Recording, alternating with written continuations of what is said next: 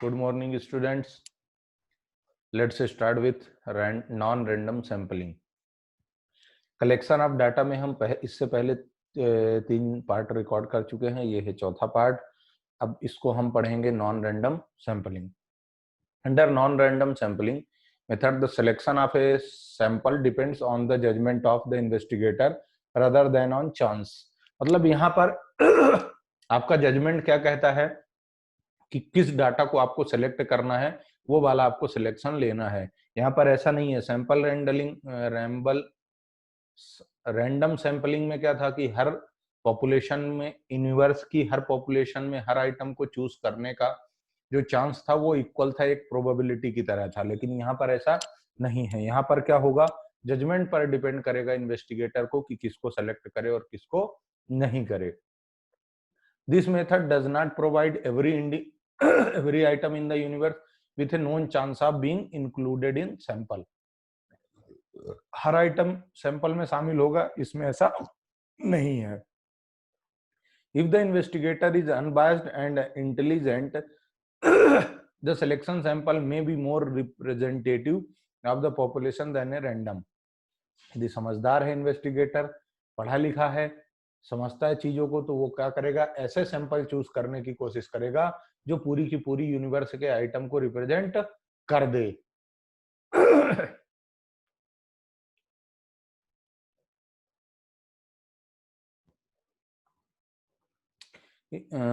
Non random sampling, sample is not scientific नहीं है।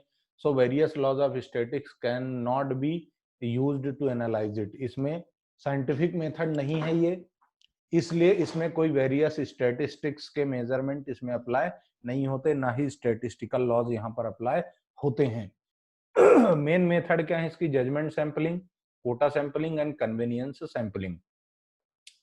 तो जजमेंट सैंपलिंग में क्या आता है, choice of sample item depends exclusively on the judgement of investigator. Judgement sampling में क्या है, एक्सक्लूसिवली पूरा इस पर डिपेंड करेगा कि इन्वेस्टिगेटर अपने जजमेंट से कौन सा आइटम या कौन सा सैंपल सेलेक्ट करना चाहता है। कोटा सैंपलिंग में क्या है, items of population are subdivided into various groups and then a quota is fixed with and within the given quota sample is selected as per investigators personal judgment. Quota decide हो जाएगा और उसके हिसाब से लोगों को group में divide कर दिया जाएगा। जैसे मतलब अब एग्जांपल ऐसे समझे, जैसे जिसकी हाइट 5 फीट है वो यहाँ रहेगा, जिसका वेट 50 किलो है वो यहाँ रहेगा, लाइक दैट ऐसा मेजरमेंट हो जाएगा, मतलब कोटा डिसाइड हो जाएगा। या फिर स्कूल में जैसे आप ऑब्जर्वेशन कर रहे हो, तो स्कूल में फिर क्या हो सकता है कि जैसे इतने मार्क्स वाले स्टूडेंट यहाँ आ जाएंगे, इतने मार्क्स वाले यहाँ आ जाएंगे, या फिर इस क्लास के बच्चे यहाँ आ जाएंगे, इस क्लास के बच्चे यहाँ आ जाएंगे, ऐसे करके ग्रुप डिसाइड हो जाएगा। जैसे आजकल आप लोग देख रहे हैं कि स्कूलों में वो 4 हाउसेस में डिवाइड कर दिया जाता है बच्चों को। 4 पार्ट्स में डिवाइड कर दिया जाता है, फिर उनके बीच में एक्टिविटी होती है, यानी 4 ग्रुप बना दिए जाते हैं, ये हाउस वो हाउस ऐसा करके, है ना। तो वैसा ही कोटा सैंपलिंग। फिर convenience, investigator gives special attention to his convenience while selecting sample. वो अपनी कन्वीनियंस के हिसाब से, जिसमें उसको सुविधा हो, सुविधाजनक जो उसको फील होगा इन्वेस्टिगेटर को, उस हिसाब से वो सैंपलिंग सेलेक्ट कर लेगा। Judgement sampling, under this method the choice of sample items depend exclusively on the judgment. The selection is deliberate and is based on own idea of the investigator about the sample units. He draws the samples such that it becomes a representative of the population. उसकी जो इच्छा, जो लगे वो वाला item select कर लेगा और क्या मानेगा कि यही पूरी की पूरी यूनिवर्स को रिप्रेजेंट करता है। The chance of inclusion of some item in the sample is very high, while that of others is very low. कुछ चीजों के सिलेक्शन के चांसेस ज्यादा होते हैं और कुछ के कम होते हैं। Example, an investigator is conducting an opinion poll to ascertain the view of student in regard to introduction of casual dress in school. एक स्कूल है, वहां पर एक कैजुअल ड्रेस डिसाइड हुआ, अब उसमें वोटिंग पोल कराना है, तो द इन्वेस्टिगेटर में select 50 student who in his opinion are too representative of the population of 1500 student. 1500 student है, उनमें से 50 बंदे ने 50 स्टूडेंट सेलेक्ट कर लिए कि बताओ भैया कैजुअल स्कूल ड्रेस क्या डिसाइड किया जाए, और ये मानेगा वो बंदा कि ये जो 50 सेलेक्ट किए हैं ये सबसे सही ओपिनियन देंगे, और यही है वो जो पूरे के पूरे स्टूडेंट को रिप्रेजेंट, कम्युनिटी को रिप्रेजेंट करते हैं। This method of sampling is also known as purposive sampling और deliberate sampling भी इसको कहा जाता है। ऑब्जेक्टिव पॉइंट ऑफ व्यू से ये क्वेश्चन आप 100% इसके जो दूसरे नाम होते हैं वो जरूर याद रखें। Merits of judgement sampling, simple and easy है, आसान है, कोई ज्यादा दिक्कत नहीं है, प्रॉपर प्रेजेंटेशन बनता है बायसनेस से फ्री है, इन्होंने कहा है, अवॉइड इरिलीवेंट आइटम को अवॉइड कर देती है। फिर कुछ डिमेरिट्स हैं, पर्सनल प्रेजुडिस है, अपने उसके दिमाग पे डिपेंड करता है कौन सा सैंपल सेलेक्ट करेगा। एरर ऑफ जजमेंट, जजमेंट में गलती भी हो सकती है। एक ऐसी मेथड नहीं है जिसको आप ऑब्जेक्टिवली फॉलो कर सकें। फिर आया quota sampling. Under this method the item of the population are subdivided into various groups and then a quota number of items to be selected from each subgroup is fixed. फिर उसमें Kota fix हो जाएगा कि भैया यहाँ से 10 select करेंगे या 15 सेलेक्ट करेंगे, but within the given quota the selection of sample units depend upon the personal judgement of the investigator. फिर अब उस कोटे में कौन शामिल होगा, किसका सिलेक्शन होगा, ये टोटली डिपेंड करता है इन्वेस्टिगेटर के जजमेंट में। In a survey of TV viewers the interviews may be told to interview 500 people living in a certain area and that 55% of the interviewed are to be housewives, 30% should be student, 10% should be employee and 5% should be children। ये Kota decide कर दिया कि 500 लोगों का interview लेना है colony में, जिसमें से 55% क्या होने चाहिए, हाउसवाइफ होना चाहिए, 30% स्कूल स्टूडेंट होंगे, 10% एम्प्लॉय होंगे और 5% चिल्ड्रन होंगे। अब इसमें कौन किसका लेगा, इन्वेस्टिगेटर के जजमेंट पे डिपेंड करता है। Quota sampling is a special form of stratified sampling, it is very popular. Stratified में भी आपने देखा, वहां पर भी क्लस्टर बनते थे, उसके ही जैसा होता है ये। Since quota sampling is a combination of stratified sampling and deliberate sampling, it enjoys merits of both. ये दोनों का कॉम्बिनेशन है, स्ट्रेटिफाइड और इसके ऊपर जो हमने जजमेंट पढ़ा वो वाला, तो इसमें दोनों के आते हैं। रिलायबल रिजल्ट होता है, इकोनॉमिकल है, ज्यादा पैसा नहीं लगता, खर्चीला नहीं है, कहने का मतलब। Demerits of quota sampling, quota sampling की डिमेरिट्स हैं कुछ, पर्सनल प्रेजुडिस है, पर्सनली हो सकता है इन्वेस्टिगेटर का जजमेंट उस समय कैसा है। Not possible to estimate sample error, क्या गलतियां हैं ये आप नहीं कर पाएंगे जजमेंट। कन्वेनियंस सैंपलिंग क्या कहती है, under this method while selecting the sample units the investigator gives special attention to his convenience. इसमें उसको ये देखेगा इन्वेस्टिगेटर की मेरे को सुविधा कहाँ है रे बाबा। तो एग्जाम्पल के तौर पे to estimate the average height of an Indian the investigator belonging to Delhi can take a convenience sampling from Delhi. भाई उसको ये बताना है कि एवरेज हाइट भारतीय आदमी की कितनी होती है, और वो इन्वेस्टिगेटर दिल्ली का, तो दिल्ली का ही करेगा, ऐसा थोड़ी कि वो आके अपने इंदौर का कर लेगा, लाइक दैट। तो this method of sampling is also called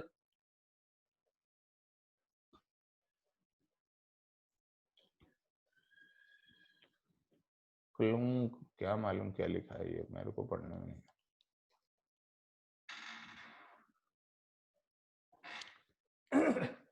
अब इसमें मेरिट्स क्या, इकोनॉमिकल है भाई, इसमें टाइम कम टाइम लगता है और ज्यादा एक्सपेंसेस भी नहीं होते, इजी है कमांड करना, सुटेबल है सर्वे करने के लिए। फिर लैक ऑफ रिप्रेजेंटेशन यहाँ बराबर नहीं होता, क्योंकि दिल्ली की हाइट कुछ और है और बाकी शहरों की हाइट में फर्क होगा। पर्सनल प्रेजुडिस है, खुद के विचार भी आ सकते हैं। अनसेटिस्फैक्टरी रिजल्ट, इसके जो रिजल्ट है वो सेटिस्फैक्टरी नहीं होते। प्रिंसिपल्स ऑफ सैंपलिंग, अब सैंपलिंग के क्या प्रिंसिपल्स हैं तो ये हम समझते हैं। The process of sampling is used to draw, अच्छा एक काम करते हैं, प्रोसेस ऑफ सैंपलिंग कर ही लेते हैं। Principle of sampling, The process of sampling is used to draw conclusion or make generalization about a population on the basis of sample investigation. मतलब किनका सैंपल लेना है, कैसे सेलेक्ट करना है, इसका प्रिंसिपल. तो there are two important principles: law of statistical regularity, law of inertia of large numbers. So these principles are sometimes referred to as laws of sampling भी इनको कहा जाता है. दोनों लॉ याद रखना, ऑब्जेक्टिव में आ सकते हैं. These laws in turn are based on theory of probability पर based है. Probability is a numerical measure जहां पर occurrence या नॉन occurrence इवेंट का डिपेंड करता है कि वो सेलेक्ट होगा या नहीं होगा. तो law of statistical regulatory, law of inertia of large numbers, दो लॉ है, याद रखना. ये दो प्रिंसिपल्स हैं और इनको लॉज ऑफ सैंपलिंग कहा जाता है. किस पर बेस्ड होते हैं ये? प्रोबेबिलिटी पर बेस्ड होते हैं, यानी इवेंट के रेकरिंग या नॉन रेकरिंग नेचर को स्पेसिफाई करते हैं. The theory of probability clarifies that the probability of different element of universe being selected in the sample will be equal. Probability की थ्योरी ये कहती है कि जो यूनिवर्स है उसमें जो पॉपुलेशन है उन सभी के सिलेक्शन के चांसेस इक्वल होते हैं. If the sample units are randomly chosen, यदि आप रैंडमली चूज करेंगे तो भी, then the sample will consist of items of different character in the same population in which they are in the universe. तो हो सकता है डिफरेंट कैरेक्टर वाला आइटम आप चूज कर लें. लॉ ऑफ स्टैटिस्टिकल रेगुलेटरी क्या कहता है? According to this law, if a random sample of adequate size is selected from a large population, it tends to possesses the same character as those of the population. इनका क्या कहना है? यदि random sample select करना शुरू किया आपने adequate size का लार्ज पॉपुलेशन में से, यदि आपने adequate number of population select किया है लार्ज नंबर में से, तो हो सकता है कि जो सिलेक्शन है आपका वो उस पीपल, उस ग्रुप ऑफ पीपल में या उस यूनिवर्स में हर इंसान के रिप्रेजेंट करने वाला हो. It implies that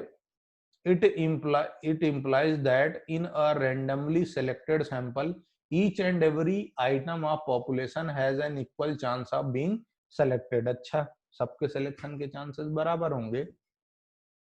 तो if example, if out of a population of 120 crores, a random sample of 500 person is taken to estimate the average height in the population, then according to this law, average height is likely to come out to be approximately equal to the average of the heights of the entire population. इन्होंने कहा 120 करोड़ जनता में से 500 लोगों की आपने height measure कर ली और उससे एक प्रिंसिपल बना दिया, तो हो सकता है यहां से जो निकल के आया है रिजल्ट वो पूरी की पूरी यूनिवर्स यानी कि 120 करोड़ लोगों को रिप्रेजेंट कर दे. अब law of inertia of large number क्या कहता है?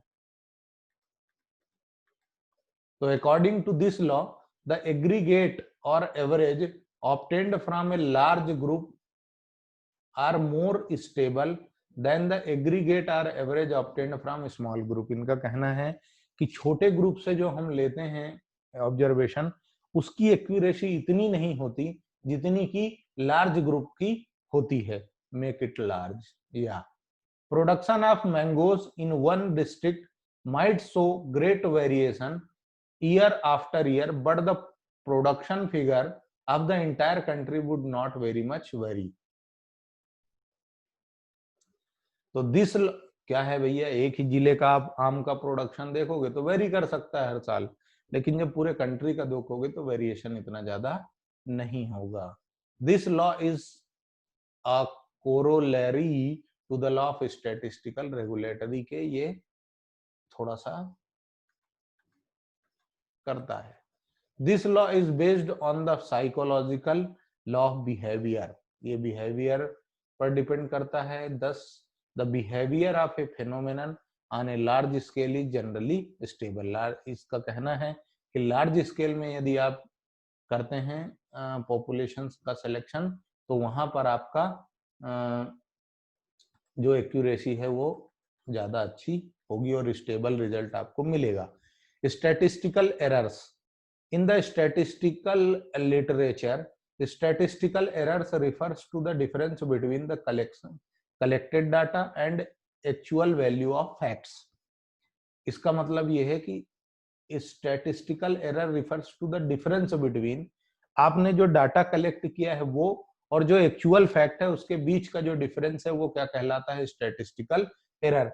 सच एरर्स में एराइज ड्यू टू, ये एरर हो सकती है किस वजह से, रॉन्ग सैंपल सेलेक्ट करने की वजह से, इंफॉर्मेशन गलत मिलने की वजह से, डाटा जो कलेक्शन हुआ है वो आपने एस्टिमेट लगा लिया तो उससे हो सकता है, और यदि आपका पर्सनल जब आपने इन्वेस्टिगेशन किया, पर्सनल जजमेंट लगाया, तो हो सकता है आपके जजमेंट लगाने में कोई गलती हो गई हो। सोर्स ऑफ स्टैटिस्टिकल एरर, कहां से कहां गलतियां हो सकती हैं, क्या चांसेस हैं, क्या सोर्सेस हैं गाइस। तो एरर ऑफ ओरिजिन, जब डाटा कलेक्ट हुआ क्वेश्चनायर में, सैंपल बनाने में, वहीं पर डिफेक्ट हो सकता है।